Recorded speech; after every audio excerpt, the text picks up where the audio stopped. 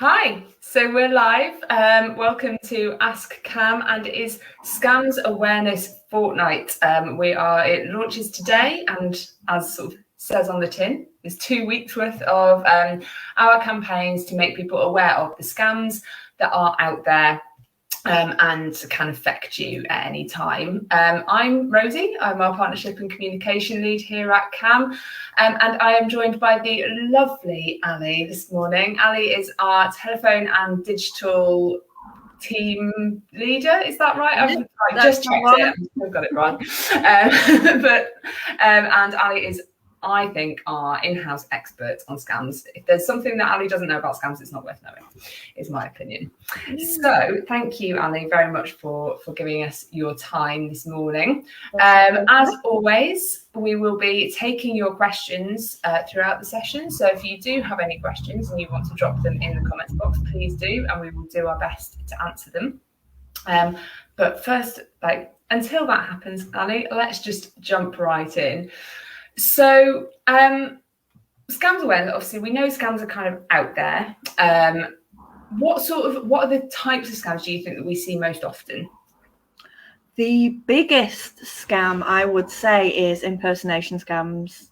Okay. Scammers pretending to be trusted bodies, your bank, HMRC, government officials, the NHS. Most recently, those are the biggest scams we're seeing. In fact, I can give you a stat now if you just bear with me 1 minute. It was actually... Oh, you've frozen. Scammers have kind of capitalized, which, you know, you would kind of expect of this kind of activity, capitalized on the coronavirus.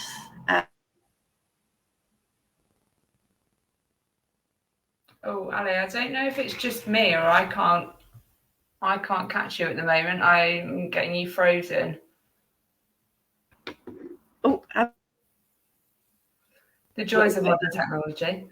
Fabulous. I'll just repeat what I was saying. So yes, scammers have capitalized on the pandemic and the fact that more people are working from home and more people have access to the internet, more services are online now, more people are using emails and Zoom calls, and they really have exploited this over the past year. They've upped their game. They've also capitalized on people being more lonely and isolated, and there is a big increase in romance fraud as well.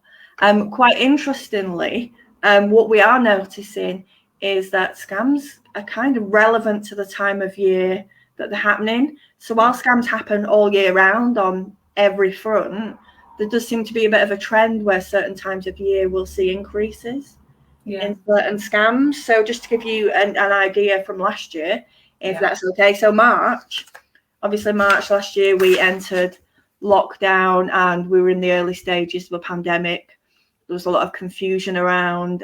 People didn't know, what was happening from one day to the next. There was a big increase in smishing scams. Okay, what's a smishing scam? Come on. It's actually one of my favourite words, as sad as that might sound. But I think a lot of people are familiar with the term phishing. Yeah. So that's email scams. Now, smishing is another form of that. However, it's sent by text message.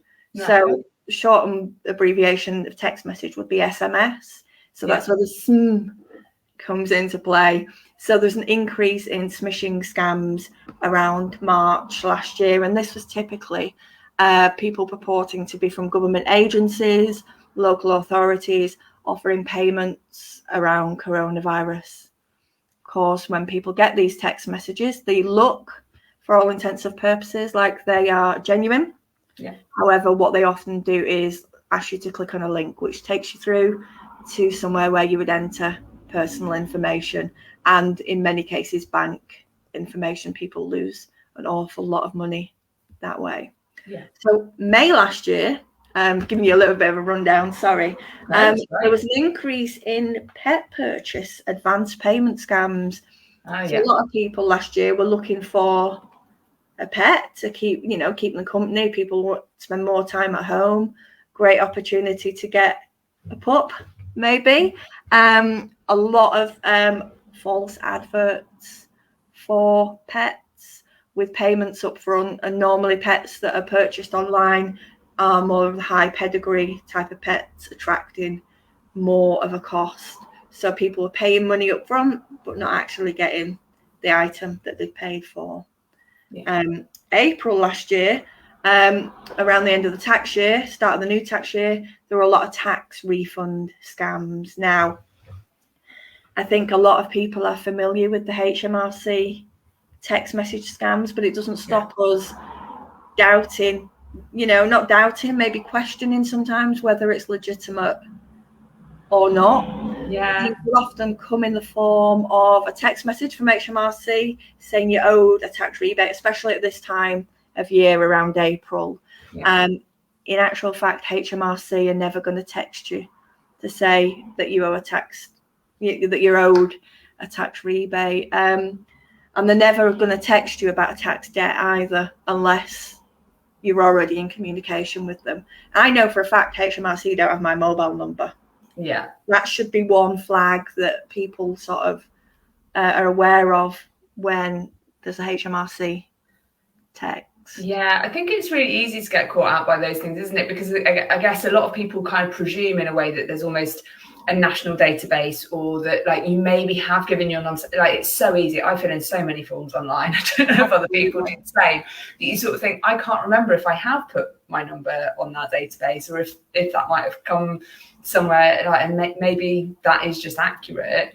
But I think particularly the HMRC telephone scam is possibly one of the most terrifying ones. It's actually one of the most prevalent ones as well. HMRC and national insurance number scams are the current sort of big trend at the moment. Absolutely. So I think if anyone is lucky enough to have not been victim to the HMRC scam, or like have not actually sort of even tried to have it come through, I've had it once and it terrified me. Is that it says that there's a warrant out for your arrest because you've missed your scam or missed your sort of tax payment or something along those lines, or you've incorrect details. And I think at the time, I think it is that scammers, I think, prey, don't they, on just like out of however many people they hit, that there will be the odd one or two where that like information lines up. And like for me, I'd not long got married and not long changed my name, and I suddenly was like, oh my goodness, like what if I've done something wrong in changing my name online and it's real?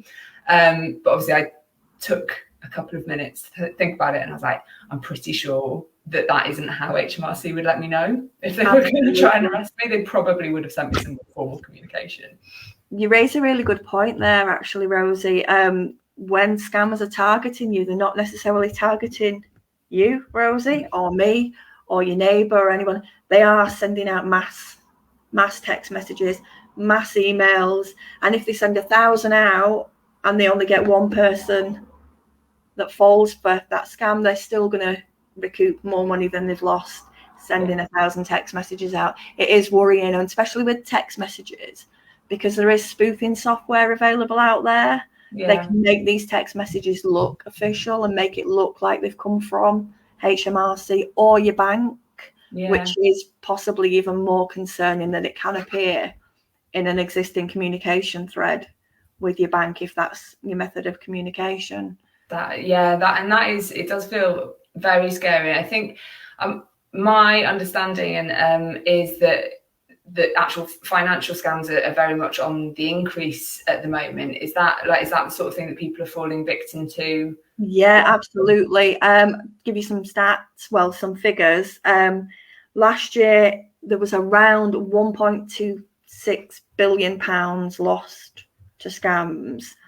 783.8 million of this was direct finance sort of related scams through bank cards, things like people giving their information up to these scammers. A lot of money lost. It's a huge amount of money. And I guess as well, as you were sort of saying, with the sort of increase in COVID scams, and that obviously at that point in sort of March, April last year, everybody felt very vulnerable, felt very this was a very new situation they found themselves in. And it was understandable that a lot of people fell victim to this offering of support or added protection from a virus that felt really quite scary. Similarly, I guess at the moment, we're probably seeing quite a lot of people who have fallen on harder times through COVID, you know, like have maybe lost their jobs, have maybe, you know, had struggled to keep up with various bills, etc., who see an offer about, you know, a kind of get rich quick kind of scheme, and it feels like that's what they need in their lives, and it maybe stops people checking quite as closely as they might have done because there's an existing vulnerability there. Is that sort of, are we seeing more of that kind of thing come through? Absolutely. I think one of the things that scammers prey on is the main thing that scammers prey on is human emotion. Yeah. Vulnerability, hope, greed in some respects. I mean, we all want something for nothing. Desperation, all of these things can hook somebody into a scam. And what one of the main things they will do is put you under pressure to act immediately. So we were seeing with the HMRC recorded message that you'd mentioned you had, Rosie, we've also had that. And when you hear that there's a warrant out for your arrest, call us and speak to your legal caseworker. That's quite frightening for most people. Yeah, absolutely. I think us in this kind of business, the Citizens Advice, I think because we work with this a lot, we can maybe take that little step back sometimes and look at it with a different pair of eyes. But to your average person, perhaps with no experience or no knowledge of this, that's terrifying. Yeah. And that prompts you to act straight away. And the reason scammers use these techniques is because if you act straight away, you don't question it. Yeah. So, for example, I could get a scam, is it a scam? First thing I'm going to do is check it out. Yeah. I might speak to you, Rosie. I might look online. I might look at Action Fraud. I might phone Citizens Advice's consumer scam team. Yeah. Check this out and find out if it's a scam. Be told it's a scam. Avoid it. Scammers don't want that. They want you to act straight away and get your money before you've had time to think. Yeah. So you obviously just touched there very briefly on things that people can do to sort of protect themselves. I'm going to pop up a little. There's our consumer advice helpline. So obviously, so if people are falling victim to scams, or are concerned that something might be a scam and they want to check it out, that's the case that they can give us a call on our consumer line. Yeah. And what about so you mentioned Action Fraud as well. What's the difference there? What would people contact Action Fraud for? Action Fraud are a brilliant organisation. Their website is an amazing resource for finding out about scams. Yeah. What Action Fraud can also do if you report scams to them is they will provide you a crime reference number, which is very important if you need to take the matter further. But they also gather information about scams, and they can use this to work in conjunction with law enforcement agencies to tackle these things. I would highly recommend anybody to look on their website. There's an A to Z of frauds and scams on there. I couldn't possibly list all the scams, and we could never talk about. I mean, I probably could talk about all the scams at the time, but we couldn't cover all the scams. But Action Fraud is a constantly updated resource. It tells you the most recent scams, tells you all the different types of scams. Definitely worth a look if you're in any doubt. Sorry, I popped up the wrong banner there just very briefly, but that's Action Fraud there. That's their number, and that's their website as well. So a great resource for people if you are concerned at all, or you want to check something out, you want to report it. As you say, almost like you said, we would be here all day if we talked about all of the scams. And the fact is, I feel like there's a new one every day. You can't possibly know every single one. But actually, I think what I've learned through having done, I think probably this is my 8th Scams Awareness Fortnight now, maybe, or Scams Awareness campaign. And I think having seen that many, you start to recognise a pattern about what a scam looks like. And I think so actually just arming yourself with that knowledge about what scams might look like can help you to spot ones that you might not have seen that specific one, but you can sort of go, oh, I recognize that telltale sign that might make it a scam. So there's sort of a couple of really good resources. And I think, you mentioned, Ali, that sort of the first and foremost, the thing you might do is just come to a friend or a colleague or someone and say, yeah, exactly. Anyone at all. You might have like say, oh, I've had this phone call, this text message, just whatever. That like something doesn't feel quite right about that. Does that feel right to you? And sometimes just almost that conversation can be enough to just stop. So I guess some of that, like having those conversations and sort of like maybe prompting those conversations, I guess. Like you say, the main trick that scammers have is to sort of try and make you feel like you have to make a decision now. Yeah. Are there any sort of ways that people can get out of a conversation? Like if a scammer's trying to like push them into making a decision, what are some sort of tips that you can offer that somebody to sort of say to give them space to get like that thinking room? There's actually a campaign going at the moment. Well, it's quite a long running campaign, and it's stop, challenge, protect. And I think these are 3 words that everybody needs to be aware of in terms of challenging scams, or when scams, somebody's trying to scam them and they're feeling under pressure. So stop, first word. Think about it. Has this come out of the blue? Is it too good to be true? Are these people asking me for financial information? These are sort of 3 warning signs that something could be a scam. Challenge, and this is the point I think you're getting at the moment, Rosie.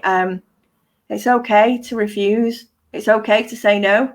It's okay to reject the offer, end the phone call, stop corresponding. That's perfectly fine. If it's a genuine organisation, if it is your bank, if it is HMRC, they will understand. They will appreciate that. And they perhaps to some extent would recognise that people do need to protect themselves from scams, and they'd put things in place to support that. So yeah, absolutely stop, challenge and protect. So if you have engaged and it's gone that little bit further than you would hope, maybe you've realised a little bit too late, get onto your bank, report it, get your card changed, get your bank account suspended until things can be resolved. But the main thing is challenge. You can end that conversation. Don't feel obliged to engage with somebody that's come to your front door or contacted you via email or over the telephone. You don't have to. Yeah, absolutely. I think, as you say, like those professional bodies will almost not just accept it, but almost actively encourage it. That if it makes you feel safer to hang up and call us back at another time, that's absolutely fine. Like they will not rush you into doing something immediately, and often they should be able to sort of set direct you to where you might be able to check out the validity of that phone call or those kinds of resources. But I think that is that thing of if you get a call, on a number that maybe you don't know, that someone's saying, oh, I'm the bank or I'm X, Y, and Z.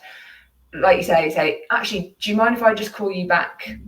Like from my, this doesn't feel quite right. Do you mind if I just give you a call back and we can pick up this conversation? As you say, if it is genuinely your bank or if it is genuinely another body, go onto their website. If you find their number and give them a call back, then you can sort of say, oh, I think someone just called me from this number. They will have a record of it, I would imagine, if they have tried to contact you. And if not, then you're safe and you haven't sort of fallen victim. I think particularly what I'm thinking of is I know quite a lot of people call us, don't they, claiming to be, or not, they don't call us claiming to be citizens advice. A lot of us, we get calls from people who say they've had someone claiming to be citizens advice, possibly Citizens Advice Manchester specifically. And that often we've not contacted them. Are we still seeing a reasonable number of those calls? We are still seeing it. Only last week we had some come through on our advice line service. Fortunately, our team are well trained in recognising this. But it is important for people to know that Citizens Advice, we don't cold call. We would never call you out of the blue. The only time we would call you is with permission, and if it's in relation to a case that's ongoing and you're expecting that call back. And in many cases, we'll text you to let you know we're going to phone. But also, Citizens Advice nationally, we are a confidential service. So anytime we do call you, it will be from a withheld number. And what we're seeing from scammers is they'll use a mobile number or a landline number, and that is just not us, because we do not do that, because we are a confidential service. Great. Yeah, and I think I sort of feel like that's a lot of public bodies are the same. They will have, because it's there is a level of confidentiality to their service, they will have probably called you from a private number. I know that, and I personally don't love doing it. Like, I don't really answer calls from withheld numbers if I can get away with it. But again, someone will leave you a message if they need to speak to you. And that's kind of, and you can then follow it up in your own time. But I think it's that sort of, if it comes from a random mobile number, it doesn't mean it definitely is a scam, but it just means it's maybe that opportunity to just have a think about it and sort of think, do I know this number? And might I want to check it out before I take any further action, particularly if that person is maybe asking you for money or for details that you wouldn't feel confident handing over. I think that's sort of, I've led myself really nicely onto my own next point. But we've talked a lot about people sort of asking you for money and handing over sort of your credit card details or your bank details. We know that a lot of scamming isn't just about finances, even though they are kind of on the rise. There's a lot of other stuff that scamming can be about. What is there in terms of scams and personal details? What do people need to watch out for? I think people are very, very quick to give their personal information up to the world. We see this a lot on Facebook. There is a really useful video, and I do believe it's on the Action Fraud website. It's called Devils in the Details. And you might think you're giving up one small piece of personal information that doesn't matter, but scammers use this to form part of a jigsaw, and they build up a picture of who you are and what you're about, and they can use this to steal your identity. I'd like specifically to talk about Facebook, if that's okay, especially as we're on Facebook. Given that we are live on Facebook. Yeah. I often think that Facebook is a scammer's paradise, because we give up so much of our personal information. Now, you may think you're okay because the information you're sharing on Facebook is restricted to your friends, which, if you only know the people that are on your Facebook, what I should say, is if you know all the people personally on your Facebook, there is a degree of safety there, as long as people have not fallen foul to being hacked themselves. That's one thing. However, there are 3 different security settings on Facebook. Open to everybody means everybody in that. I don't know how many, Rosie, I'm not going to put you on the spot and ask you this, but I don't know how many Facebook users there are across the world. I imagine it's a lot. So if you've got really lax security settings on your Facebook, you've opened that up to the whole world, that information that you're sharing. If you've got it restricted to friends of friends and you've got 80 friends, it's great. 80 of your friends can see the information, but because you've set it to friends of friends, if each of those friends have got 80 friends, that's again a massive amount of people that can see your personal information. So check your security settings first of all, but be very wary of what you're doing on Facebook. There are a couple of constant Facebook scams that crop up all the time that I'm constantly on my own Facebook alerting my friends to. And this one isn't financial, as you say, but there's a big thing called like farming. Okay. Very big, very big business on Facebook. And I would guarantee that everybody watching this live feed or who accesses this live feed or everybody that uses Facebook will have come across one of these scams and may even have fallen foul to it themselves. Like farming is where a scammer will set up a Facebook page, often designed to replicate that of a genuine business. They will offer a high value item or several high value items that they can't sell, that they can't give away for whatever ridiculous reason. And you have a chance of winning this, and all you have to do is like and share the page. Most recently, in fact, in the last week, I've alerted 2 of my friends. I think I've now been banned from some pages for posting that it's a scam from liking these things. Nobody is going to win a top of the range brand new Range Rover, a holiday home, 36 unopened iPads, because we can't sell them, purely for liking and sharing a page. Yeah. What the scammer gets out of this, though, you might think, well, what's the point? What the scammer gets out of this is pages with lots and lots of likes on Facebook go for lots of money on the black market. So they use these type of scams to garner likes, hundreds of thousands of likes. When they've reached the prerequisite number of likes, they will sell that page on. That page will then be adopted by another scammer. And because you've put your details on there, you've liked it, they will then bombard you with other things. Maybe adverts, it may be other scams that you've fallen for. You've fallen for one, so you may well fall for another. So that page becomes repurposed, and it's used for other purposes. Yeah. One of the ways to spot these things is it'll be a brand new page, usually, just set up with the purpose of getting rid of this holiday home or sports utility vehicle. It won't have the blue tick. They might have copied the profile pic, the typeface, everything, but it won't be a verified site. They won't have the blue tick. No other comments, purely just like and share. You've got to ask yourself when you see these things, what has a company got to achieve from giving away hundreds of thousands of pounds, in some cases, some of the grander prizes, for just a few likes? Yeah. They're not going to get it. So that's one big thing that's not financial. But in terms of other personal information, there's a lot of easy things that we fall for on Facebook. We all love doing a quiz. Yeah. Rosie, we like a little joke and a quiz. We like to have a laugh. There's so many of these quizzes out there that are designed just to gather your personal information. You may have seen some of the name generators out there, Rosie. There was one that actually hit the news during the time of the royal wedding when Harry and Meghan got married. And that was asking for your mum, I think something like your mum's maiden name, your grand's first name, the street you grew up on, all to generate your royal name. There's one big issue with that. Yeah, it's a bit of fun. Yeah. But what you're handing over.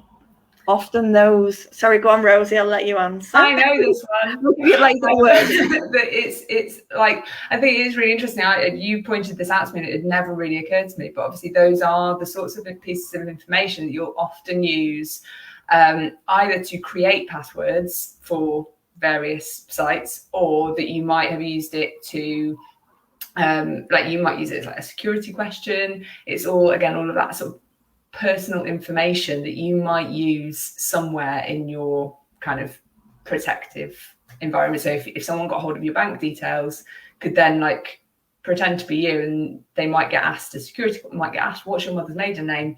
And they know, like, whereas obviously those sorts of protections are put in place to kind of catch people out who shouldn't have that information about you. But yeah, it's always not about that one piece of information. It's about how those pieces of information can work together to almost adopt your identity, which is why I refer to the devil's in the details video, Rosie. I don't know if we can share that at some point. I'm sure we can. We'll make sure from Action Fraud, if we can get permission. It just shows how a scammer just gathers small pieces of information from here and there and uses them to adapt somebody's personality, basically, and take over. Yeah, absolutely. My goodness, it's a crazy world out there. We have got 15 minutes still left to go. So just to remind people that if you are watching live, please do feel free to drop your questions in the chat box, and we'll do our best to answer those. And I think really important as well to point out that Scams Awareness Fortnight and this chat and all of the other things that we'll be doing around Scams Awareness, the point is not to terrify you. Like, in a way, you know, scams can feel quite scary, but telling you all of this stuff. And it's not to say don't go off and have fun on Facebook and don't use we're not the fun police. Exactly. We don't want to stop people having fun. But sometimes it is about like, and that when I see those kinds of things popping up on my Facebook, I sometimes think like, okay, let's just take a step back. What information are they asking for there? And actually, what's the likelihood that you could use that sort of somewhere else? And often, like, a lot of the fun ones now are about what's your autocorrect and like what are your sort of 3 auto options.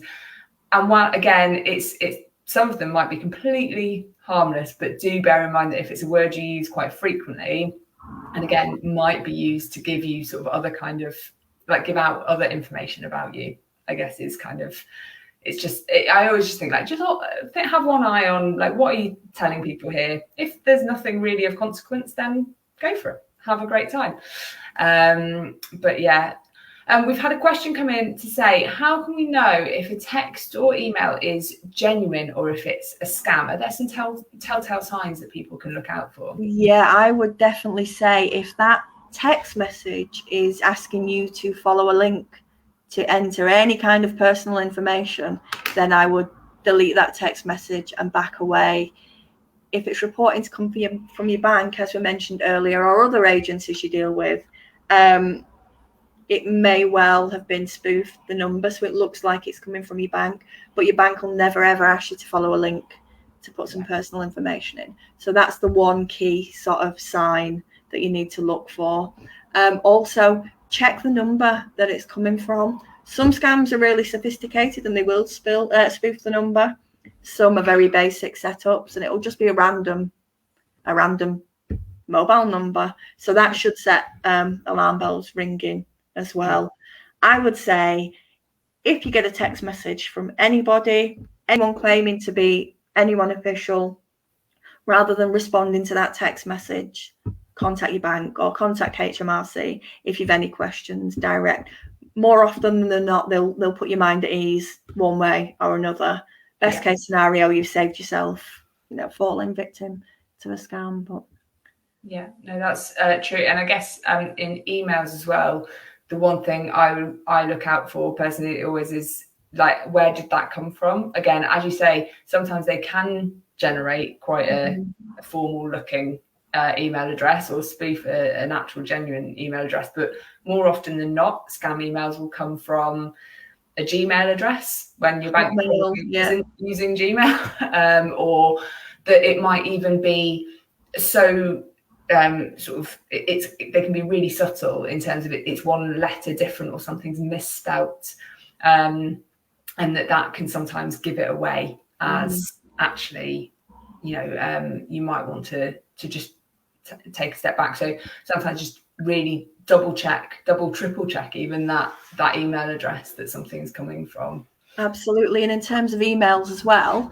it's always worth looking at the greeting in an email, because if it's a generic greeting, dear customer, dear friend, dear madam or sir, then that should also set alarm bells ringing, because if it's from a genuine organisation, they will often use not only a name, but not the full bit, but part of some other identifiable data that should indicate that it's genuine. But even so, a genuine email wouldn't ask you to follow a link to enter any personal information. Great.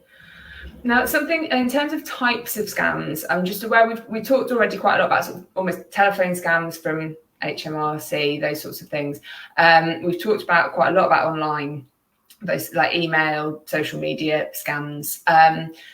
In terms of other types of scams, I know that post scams and kind of things around parcels again have taken off, presumably. Absolutely. At home and making home deliveries as usual. Yeah.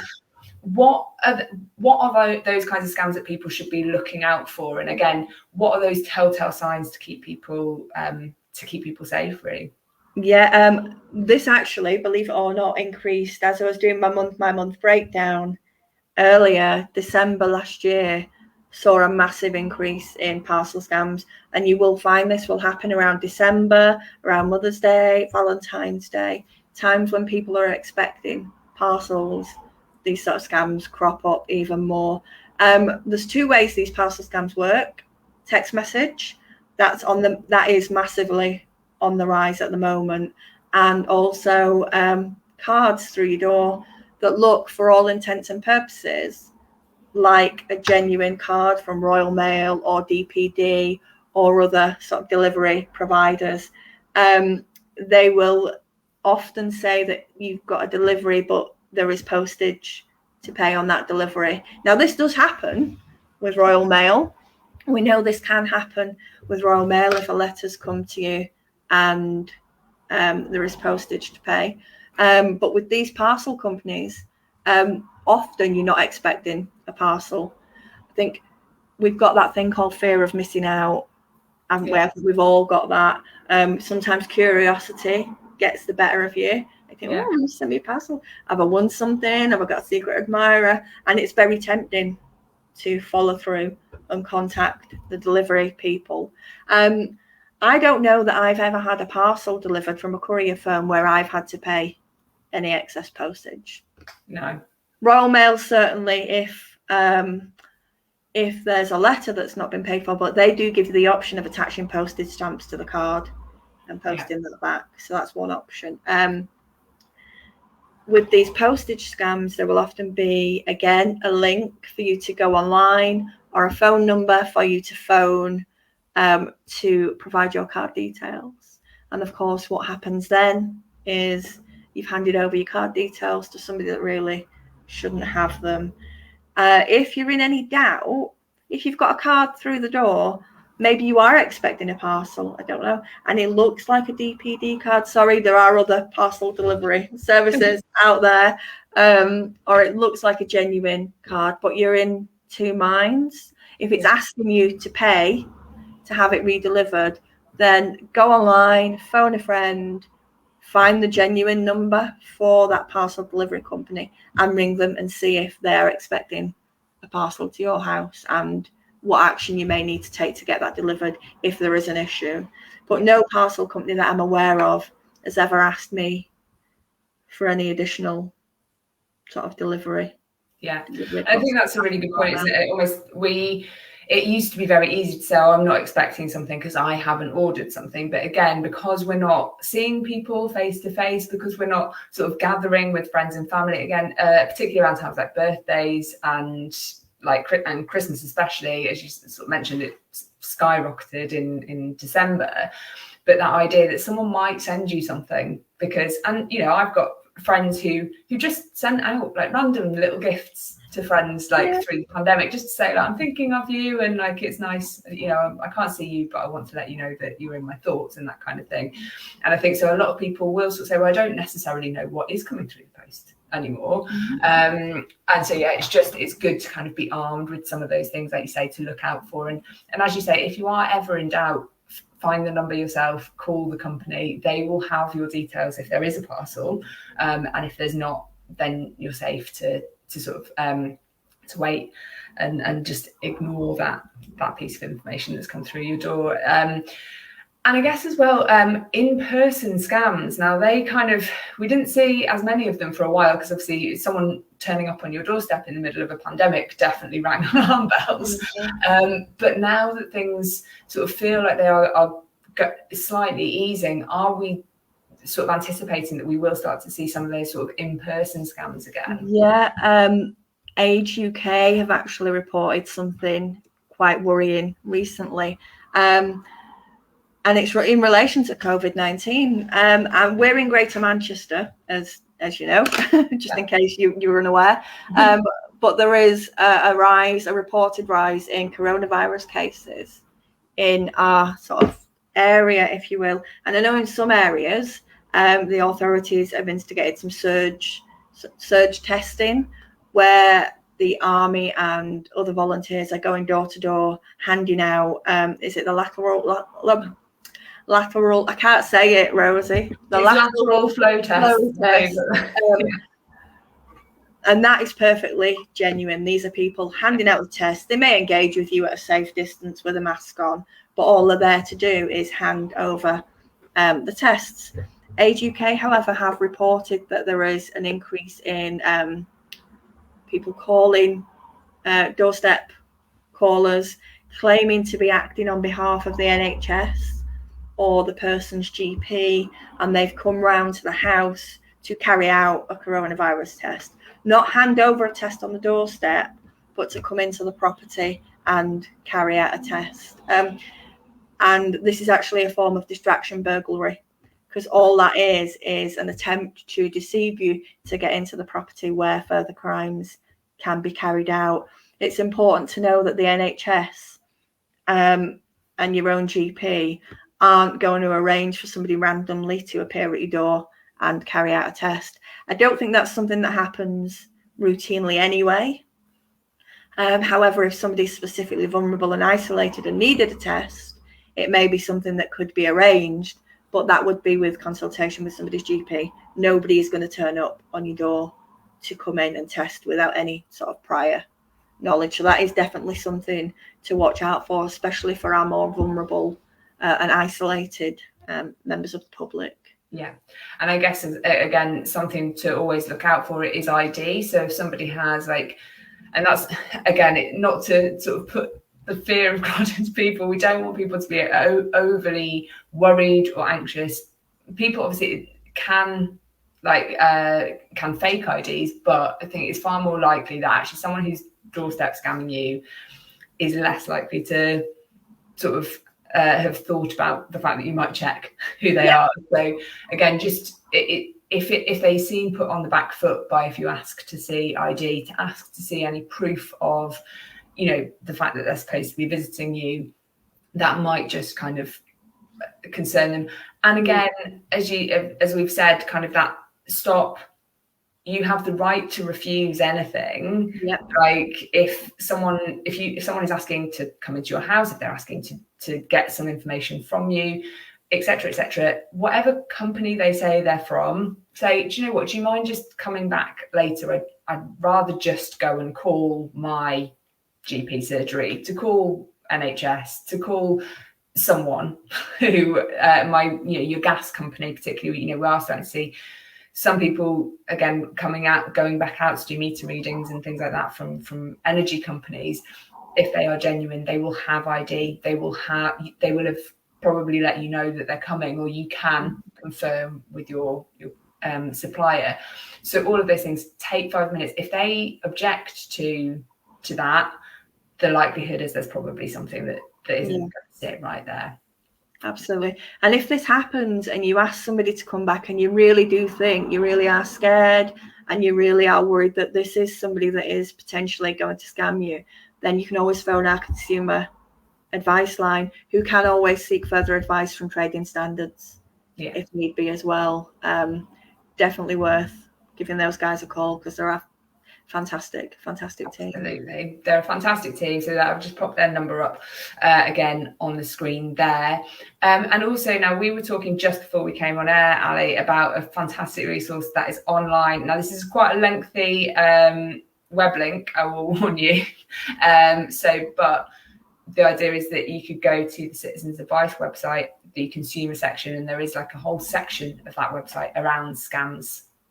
And that you were saying it gives some really good practical tips. Is that on? Absolutely. On this website, there's a really, really useful tool. Just click Start Now, and it'll ask you some very, very basic tick box questions. Has it come by email? Has it come by text? Move you on to the next section. Has it asked this? Has it asked that? Move you on to the next section. And if it does think that perhaps maybe that is a scam, those are the hallmarks of a scam, it will give you some links on steps you can take to follow. There's also information on there about how you can get emotional support if you've been the victim of a scam as well. Very, very useful resource. That's really fantastic, because I think it is so important to kind of highlight that anyone can be a victim, and that there's nothing to be ashamed of. We've all done it. The whole point is that's how scammers operate. They catch people in their vulnerable moments at that point where something looks fantastic, and they take the opportunity to sort of pick up on that. And so there is nothing to be ashamed of if you have been a victim, but it's really important, isn't it, to report those opportunities, those sort of situations where people have been scammed. Absolutely. It's never about the person, the victim. It's never about yourselves being gullible or vulnerable or feeling foolish or ashamed. It's about how sophisticated the scams are. They are very, very clever, and they are very well versed in manipulation and targeting and making things look genuine. Yeah. So, and obviously, the more that people report scams, the more able the police, trading standards, other bodies are to sort of build a database essentially of what's happening, of activity, and how we can potentially stop it happening. So it's really important that you let people know, however sort of difficult that might feel. And not just the police, not just the authorities, your friends, your family. You don't have to have been a victim of a scam. You just need to be aware of one. Pass it on, tell as many people as you know. The more people that know, the less people that can be scammed. Absolutely. Keep people safe. I am aware that we've run out of time. It runs so quickly. Thank you so much for your time, Ali. You're It's been fantastic, and I think hopefully really useful for people. For those people who are watching and for people who are sort of catching up on this live, Scams Awareness Fortnight runs till the 21st of June, and we'll be putting things all across our social media, even more resources to make sure that you can stay safe, to sort of keep you aware of the risks that are out there, but how you can avoid them, and more sort of wonderful resources like that, sort of checking if something might be a scam. So do keep an eye across our social media channels, and we'll be back with another live stream, I'm sure, in a couple of weeks or so. But thank you very much for your time, Ali. You're very, very welcome. Wonderful. Thank you.